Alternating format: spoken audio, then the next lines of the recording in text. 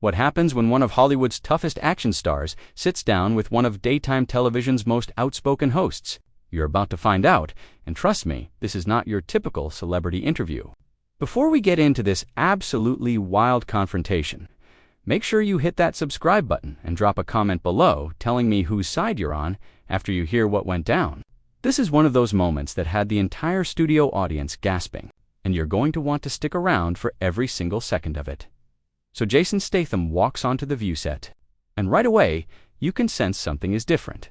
He's got that signature intensity he brings to every role. But there's also this calm confidence, like he knows exactly what he's walking into.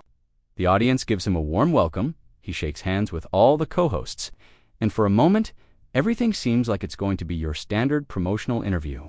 He's there to talk about his latest film, some high-octane thriller that's breaking box office records.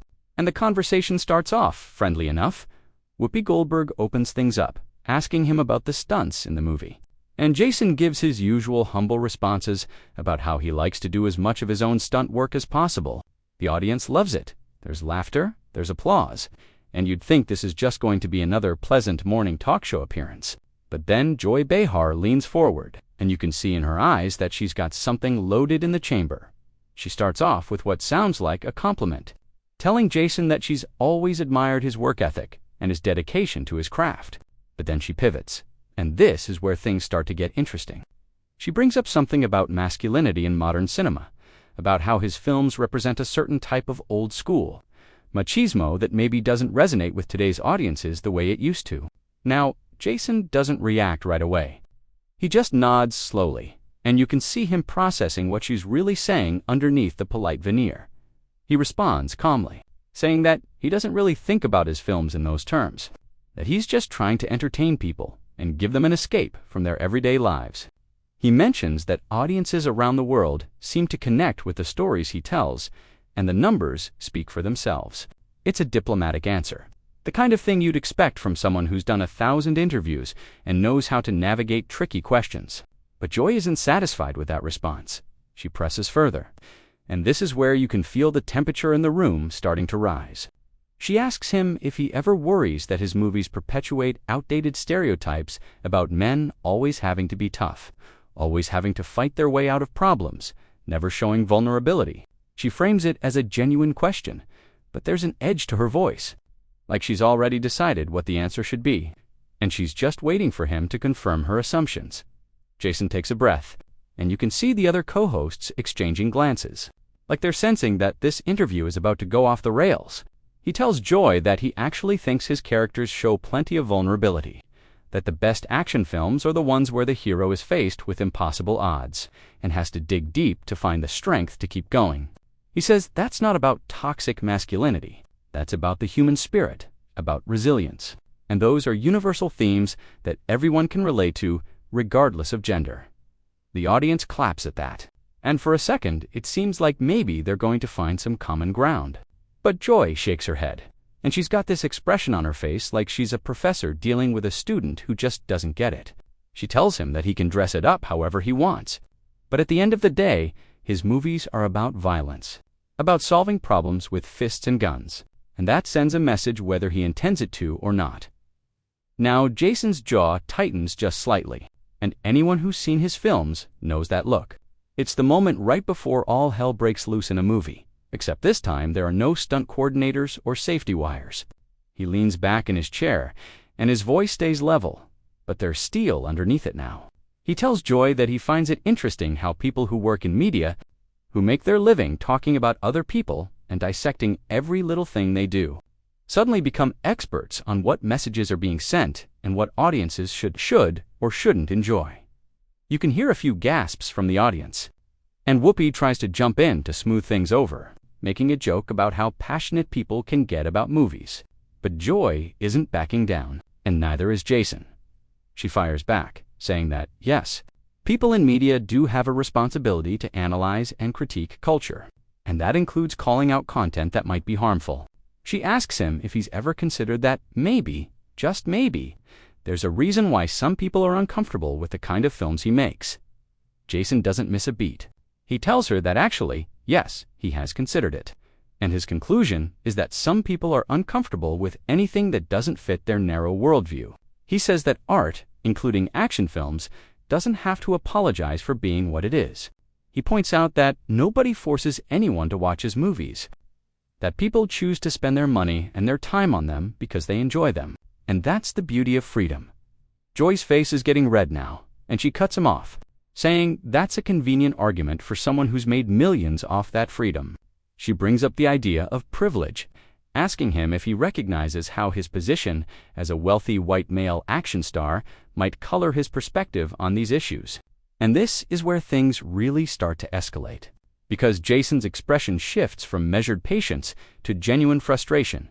He tells her that he came from nothing, that he worked his way up from being an athlete to a model to taking whatever small roles he could get in films, and that nobody handed him anything.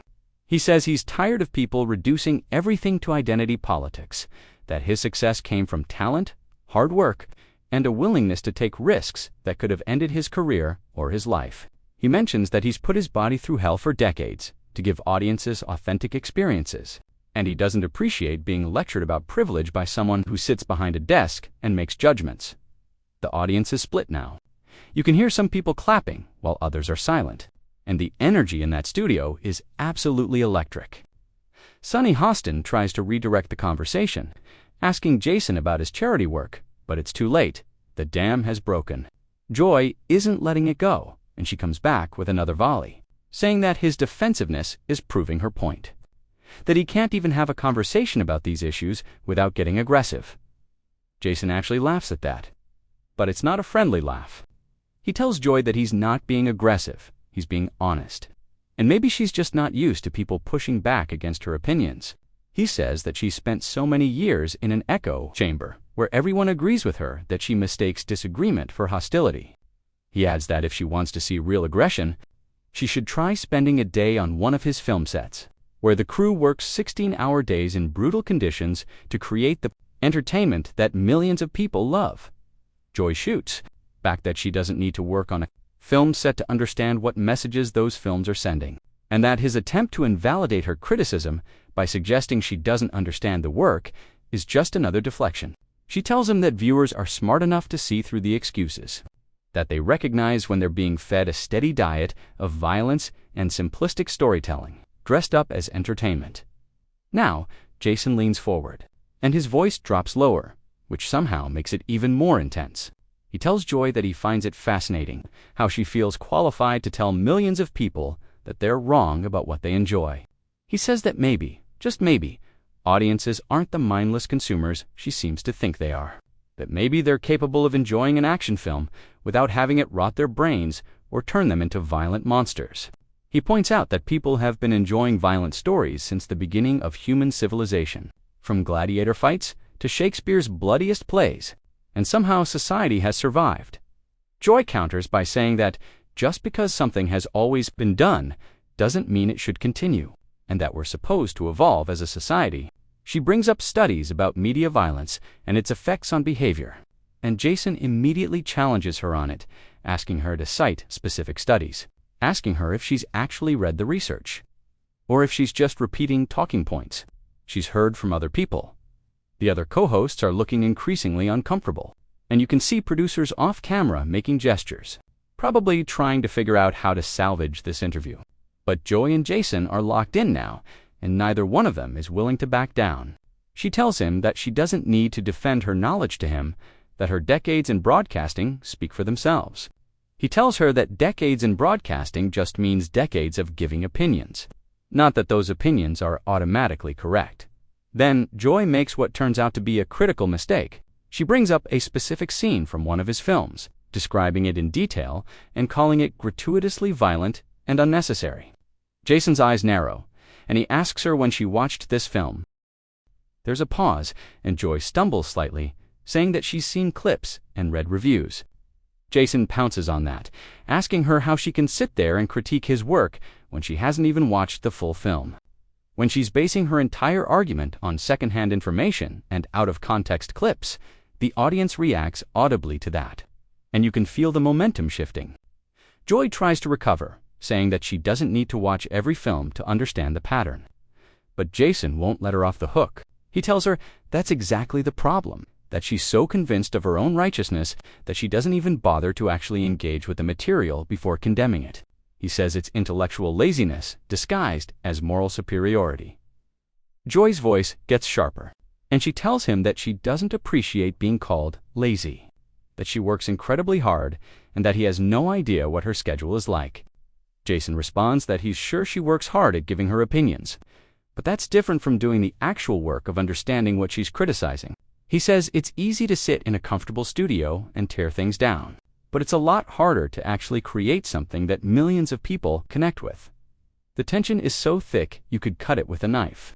And Whoopi makes another attempt to bring things back to a more pleasant place, but Joy waves her off. She's fully invested in this confrontation now, and she tells Jason that his arrogance is astounding, that he actually believes his movies are some kind of important art that's above criticism. She says that they're products, commercial products, designed to make money, and there's nothing wrong with examining the social impact of those products. Jason agrees that his films are commercial products, and he's proud of that fact because they employ thousands of people and bring joy to millions. But he argues that commerce and art aren't mutually exclusive, and that some of the greatest works in human history were created for commercial purposes. Asterisk. He tells Joy that her dismissal of commercial entertainment as inherently less valuable reveals more about her biases than it does about the actual quality of the work. He points out that The View itself is a commercial product, designed to generate ratings and advertising revenue. So by her own logic, nothing said on this show should be taken seriously as meaningful discourse. Joy's face flushes deeper, and she tells him that's a false equivalence, that there's a difference between a talk show that discusses important social issues and action movies, where people punch each other for 2 hours. Jason asks her who decides what's important. Who gets to be the arbiter of what kind of content has value and what doesn't? He says that's an incredibly elitist position to take, to assume that her interests and her concerns are somehow more legitimate than those of the average person, who just wants to be entertained after a long day at work. The audience is completely riveted now, and you can see phones coming out as people start recording this exchange. Sarah N. attempts to lighten the mood by asking Jason about his training regimen, trying desperately to steer this ship away from the rocks. But Jason keeps his focus on Joy. He tells Sarah he'll get to that in a moment. But he wants to finish this conversation because he thinks it's actually very revealing about the disconnect between Hollywood elites and regular people. Joy jumps on that word, elite, and she tells him that's rich, coming from a multimillionaire movie star who probably hasn't done his own grocery shopping in 20 years. Jason responds that he never claimed not to be successful. But success doesn't automatically make someone out of touch, and it certainly doesn't disqualify him from understanding what audiences want. He says the difference between them is that he succeeded by giving people what they actually want, while she's made a career out of telling people what they should want.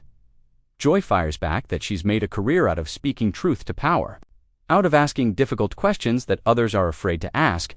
Jason laughs again, that same humorless laugh. And he tells her that speaking truth to power would involve challenging people who actually have power over her, not sitting in a studio surrounded by people who agree with her while attacking guests who come on the show expecting a civil conversation. Alyssa Farah, Griffin tries to intervene, suggesting that maybe both of them have valid points, and perhaps they're talking past each other. But Joy waves her off too. She's fully committed to this battle now. She tells Jason that if he came on the show expecting everyone to just fawn over him and promote his movie without any challenging questions, then he fundamentally misunderstood what The View is about.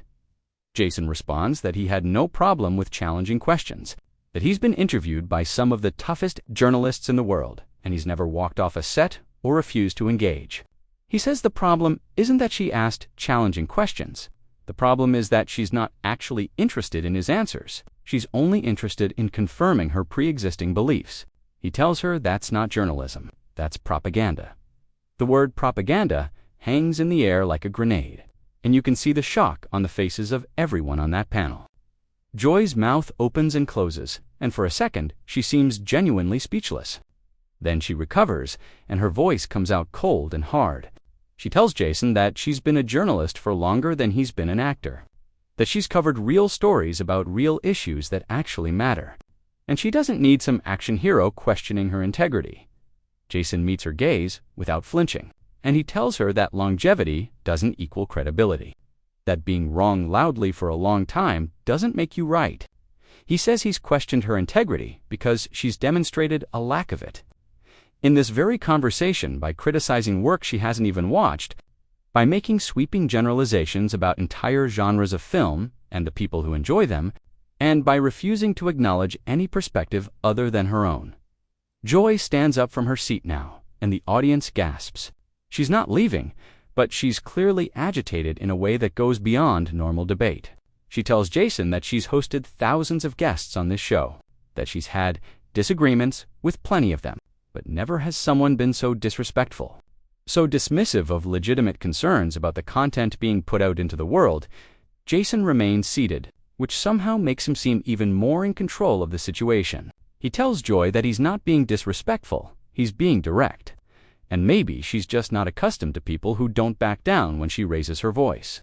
He says that if she wants to have a real conversation about violence in media, about masculinity, about any of these topics, he's happy to do that, but it has to be an actual conversation where both sides listen and engage in good faith.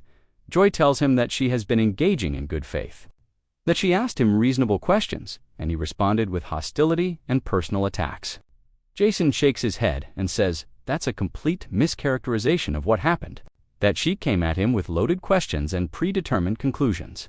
And when he didn't play along and apologize for his career, she accused him of being aggressive and defensive. Whoopi finally puts her foot down, literally slamming her hand on the table, and tells both of them that they need to take a breath and remember where they are. She suggests they move on to lighter topics, but Joy isn't having it. She tells Whoopi that this is important, that they can't just sweep this under the rug and pretend everything is fine. She says that Jason's attitude is emblematic of a larger problem in the entertainment industry: men who refuse to be held accountable for the content they create and the impact it has. Jason's patience is visibly wearing thin now, and he tells Joy that he's happy to be held accountable for his work, but accountability is a two-way street. He asks her if she's willing to be held accountable for the things she says on this show, for the times she's been wrong, for the way she treats guests who disagree with her. He brings up specific examples, incidents that made headlines where Joy was criticized for her comments, and he asks her if she apologized or if she just moved on to the next day's show. And she tells him that bringing up past controversies is a deflection tactic, that they're not talking about her, they're talking about him and his films. Jason responds that they're talking about both of them now because she's made this conversation about more than just his movies. She's made it about credibility and accountability and who gets to judge whom. He says if she's going to hold him to a standard, she'd better be willing to meet that standard herself. The other co-hosts are essentially frozen at this point, like they're watching a car crash in slow motion and don't know how to stop it. The audience is absolutely silent, hanging on every word. This has gone so far beyond a normal contentious interview that everyone realizes they're witnessing something that's going to be talked about for weeks. Joy sits back down, but her posture is rigid, defensive. She tells Jason that she's not afraid to admit when she's wrong, but in this case, she's not wrong. She says that his movies do glorify violence. They do present a simplistic worldview where problems are solved through physical confrontation. And if he can't see that, then he's willfully blind. Jason leans forward again, and his voice is quiet but intense. He tells Joy that his movies present stories, fictional stories, that take place in heightened realities where the stakes are life and death. He says that audiences understand the difference between fiction and reality, that they can watch a superhero movie without believing they can fly. They can watch a horror movie without becoming murderers, and they can watch action films without becoming violent. He continues, saying that what's actually dangerous is the attitude that regular people are too stupid to separate entertainment from reality, that they need self-appointed guardians like Joy to protect them from content that might corrupt their fragile minds. He calls it condescending and paternalistic, and he says it's the same attitude that's been used throughout history to justify censorship and control. Joy snaps back that nobody is talking about censorship, that she's simply exercising her right to criticize, which is protected by the same freedom of speech that he's hiding behind. Jason agrees that she has every right to criticize just as he has every right to point out when that criticism is uninformed, hypocritical, or agenda-driven. He says freedom of speech means she can say whatever she wants. But it also means he doesn't have to sit here and nod along when she's wrong. The conversation spirals further, with Joy bringing up the responsibility that comes with having a platform as large as Jason's, and Jason countering that she has an even larger platform and far less accountability because she's protected by the format of the show and the tribe of co-hosts who typically back her up. He points out that he's one person sitting across from a panel of 5, that this was never going to be a fair conversation from the start. Joy tells him that if he felt ambushed, he should have declined the invitation to appear on the show. Jason says he didn't feel ambushed, he felt disrespected, and there's a difference. He explains that he came here prepared to have an adult conversation, to discuss his work honestly and openly. But instead he walked into what feels like a trial, where the verdict was already decided before he sat down. Whoopi tries once more to salvage things, suggesting they take a commercial break, but Joy keeps going. She asks Jason if he thinks the concerns that she and many others have raised about violence in media are completely without merit. If he truly believes there's no connection whatsoever between the content people consume and their behavior. It's actually a more reasonable question than some of the others she's asked. And for a moment it seems like maybe they can find some common ground. Jason considers the question, and he admits that of course media has some influence on culture, that art and entertainment have always reflected and shaped society to some degree. But he argues that the relationship is far more complex than simple cause and effect. That blaming movies or video games or music for societal problems is a way of avoiding the harder conversations about poverty, education, mental health, and systemic issues that actually drive violence and dysfunction. Joy nods as he's speaking, and it looks like maybe she's actually listening for the first time in this entire exchange. But then she pivots, saying that just because there are other factors doesn't mean media gets a free pass, that creators still have a responsibility to think about the impact of their work.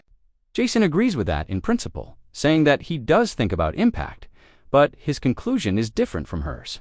He believes that his films, at their core, are about heroes overcoming adversity, about loyalty and courage and standing up for what's right. And those are positive messages, even if they're wrapped in action and violence. Joy seems ready to respond to that. And maybe they're finally going to have the substantive discussion that this whole interview should have been from the beginning. But then she adds a comment, almost as an aside, about how convenient it is that his interpretation of his own work is so flattering. She says it with a smirk, and that smirk is the spark that reignites everything. Jason's expression goes completely cold, and he tells Joy that he's tried to engage with her in good faith, that he's answered her questions honestly, even when they were designed to make him look bad, and he's reached his limit. Asterisk, he tells her that the smirk, the condescension, the constant insinuations that he's either stupid or lying about his own intentions, it's all been building throughout this conversation. And he's done pretending that this is a normal interview. He says that she's not interested in dialogue. She's interested in scoring points and feeling superior. And he's not going to sit here and be her punching bag anymore. Joy's smirk disappears, and she tells him that if he can't handle tough questions, then maybe he shouldn't do interviews.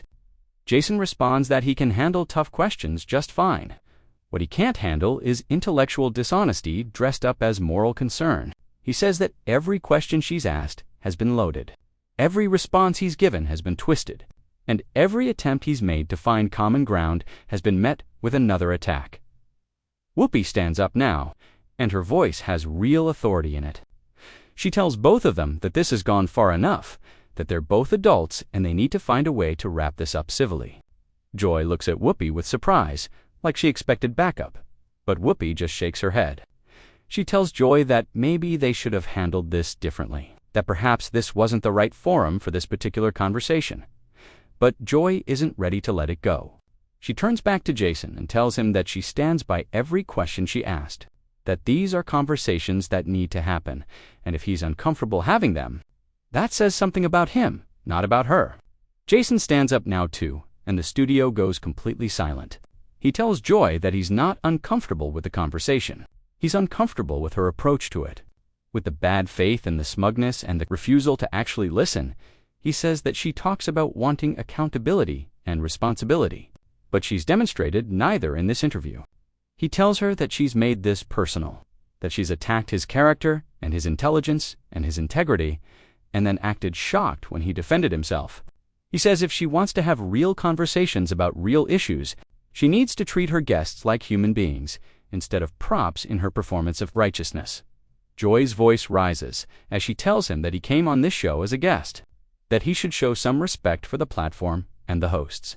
Jason's voice stays level as he responds that respect is earned, not automatically granted because someone has a television show, and that she's done nothing in the last 30 minutes to earn his respect. He says she's been dismissive, judgmental, and intellectually lazy, and those aren't qualities he respects in anyone regardless of their job title. The producers are definitely signaling now. You can see people moving behind the cameras, and Whoopi is trying to bring this to some kind of conclusion. But Joy stands her ground, telling Jason that maybe he should leave if he's so offended by legitimate questions, and Jason nods slowly, saying that's probably the best idea anyone's had all morning. He tells the audience that he came here to talk about his film, to have a fun conversation, and to connect with fans. But instead, he walked into an ambush disguised as an interview. He says he hopes they'll check out the movie anyway, because thousands of people worked incredibly hard on it, and they deserve support regardless of what Joy Behar thinks about action films. Then he looks directly at Joy and tells her that she should try actually watching something before she decides to tear it apart, that she might learn something if she approached the world with a little more curiosity and a little less certainty. Joy tells him that he can leave anytime he wants, that nobody's forcing him to stay. Jason unhooks his microphone, hands it to a stunned production assistant, and thanks Whoopi and the other co-hosts for trying to keep things civil. He pointedly does not thank Joy as he walks off the set. You can hear mixed reactions from the audience, some applause, some silence, and the cameras captured Joy sitting there with her arms crossed. Looking vindicated and angry at the same time, Whoopi tries to reset, telling the audience that they'll be right back after commercial. But everyone knows that what just happened is going to be the only thing anyone talks about for days. The interview that was supposed to be a simple promotional appearance turned into one of the most contentious exchanges in daytime television history. And it all came down to two people who absolutely refused to back down from their positions. So there you have it. The full story of what happened when Jason Statham sat down with The View and everything went sideways. This wasn't about publicity stunts or scripted drama. This was two people with fundamentally different worldviews colliding in real time, neither one willing to give an inch. Now I want to hear from you. Make sure you're subscribed to this channel and drop a comment below telling me, do you think Jason was right to walk off, or should he have stayed and tried to work it out? Let me know what you think.